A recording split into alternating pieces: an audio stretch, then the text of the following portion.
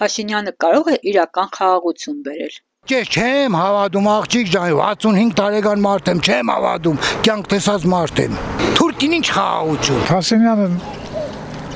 ոչ մի լավ բան չի արել, անը խոսում է, բայց չի անում։ Բայց չխոսած, կոզնանեց նոր խոսած։ Իսկ դա հակառակը։ Հայաստանի մարդը պետք է նախ մտածի ժողովրդի մասին, այն ապագա սերնդի մասին մտածի։ Մենք երազում ենք, որ խաղաղ ապրենք։ Ուստեր պետք է մի քիչ աչքա բացի։ Հերիկա։ Խելքի կա որ էս ինչ օր են գանք, համոտ է։ Մենք արդեն հոգնել ենք այս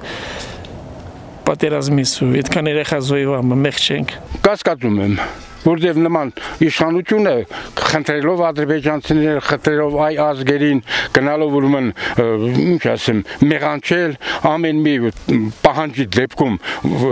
հակադիր պահանջ կամ իր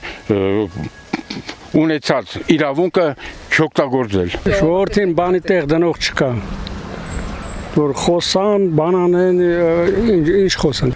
Որպես երկիրը զարգանա խաղաղությունը պետք։ Եթե իրոք այս թուրքը վերանա, սա ահավոր է,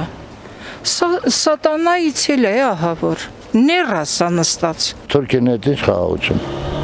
Ես 30 տարի է թուրքերի հետ պայքարում եմ։ Մենք նասնետ ես ոնց խաղաղության մեջ ապրեմ։ Այն ժողովուրդը որ իրան կընտրի, կգնան թուրքերի հետ կապրեն։ Իրան չեն ընտրի, 10% չեն դրել։